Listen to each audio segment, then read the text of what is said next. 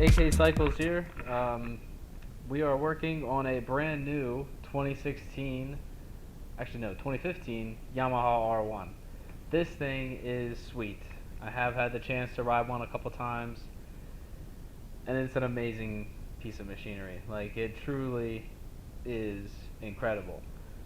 And it's super light. It feels like a 600. It feels honestly lighter than some 600s, and the power's fantastic. It's everywhere. It's constant. It's all the time. It is, and the top speed is incredible. Um, One of the reasons why they're super fast is because there's not much on them. Like, there's not a whole lot of room for anything. They really trimmed this model down. Like, there's a lot on it as far as electronics and things like that, but that means that there's not a lot of space. Like, it's a very thin, narrow bike between your legs, and that means you don't have a whole lot of space to put anything in it. So, for example, this is, without the rear seat on it. There's a cover that usually goes here, and then obviously a bunch of covers that go here. But, yeah, that's the only kind of storage space that you have right there. It's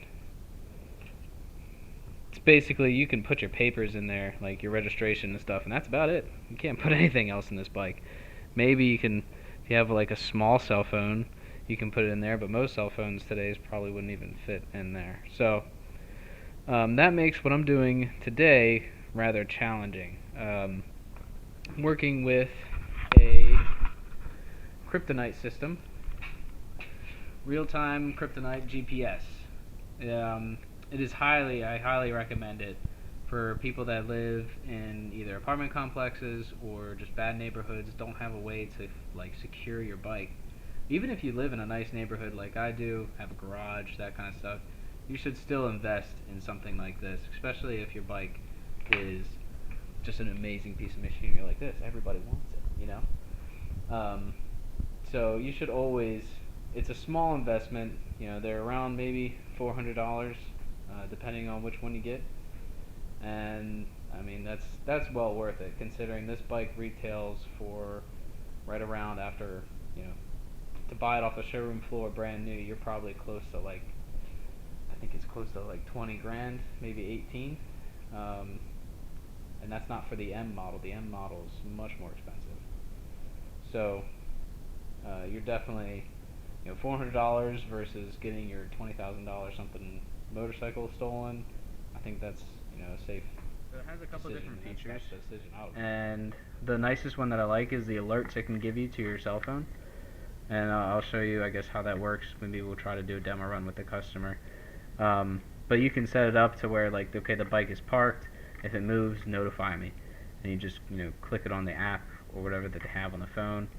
So it's really simple, and that's why you have it wired into the ignition, so that it knows, okay, I'm moving, but the ignition is not turned on. So then it'll notify you, like, hey, the bike's being moved and it's not turned on. Then therefore it's probably being stolen.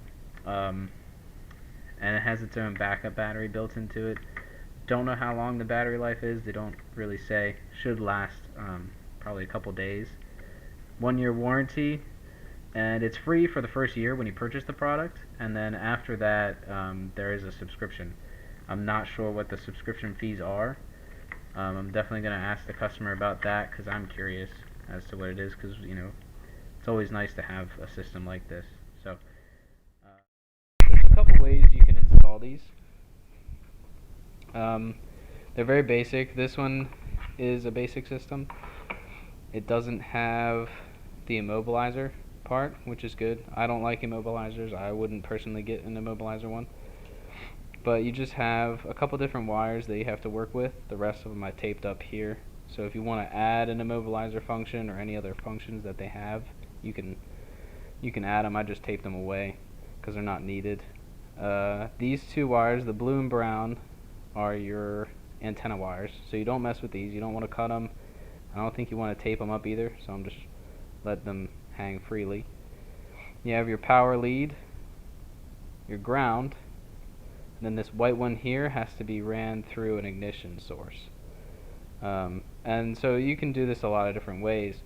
You can run it off of the relays in different locations. You can run it off the relay connector, which is what I'm doing. It's the cleanest way, in my opinion. And then you can also run it, just by tapping into your wiring harness somewhere, and either splicing into it or just running a, crimp connector. I like doing the connectors because I think it's really clean. It looks like it's part of the stock wiring harness when I'm going to be done with it. And as far as where I'm going to put this, I believe I'm going to be able to get it to fit. I mocked it up before I started doing any wiring underneath all this stuff here. So I have this, removed out of the way. This is unbolted, so this will move up a little bit. This will sit in the bottom of it, and then when I bolt this down, it'll kind of press everything down into place, is what I'm hoping for. And the nice thing about this too is, if you do like what I'm doing now and I get the wiring wrong, I can easily just undo it. So first thing you got to do is take apart the connector. There's a little yellow piece here. There's this little piece that usually sits inside of this connector, or a connector that is similar to this. Sits like that, something like that, inside there. And you just kind of pick that out, and then you can see that there are retainer clips.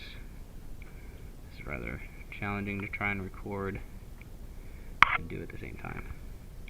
I'm also not sure how the focus thing is going, but grab my pick here. Alright. So you can see this is the connector right here. Right above the connector is a little tab that you just have to pull up or press up with a pick, and then you can pull the wire out, and that's how you get to this right here. And normally I would try to undo all of this if I had extra connectors like this one, but I don't. I just have a different type. So I'm just undoing the bottom portion here, and then cut this wire down a little bit, and then putting this wire in here. You run a bead of solder, or you can just leave it and crimp it, and then wrap it with some electrical tape, move this back into place, and then plug it back into the connector. And I already have the white one done here. That one's solid. So that's, one way to wire these up to make it really clean. You want the GPS system to look as clean as possible and kind of tucked away with the wiring harness and make it look OEM. That's kind of the point behind it. And yeah, that's basically it.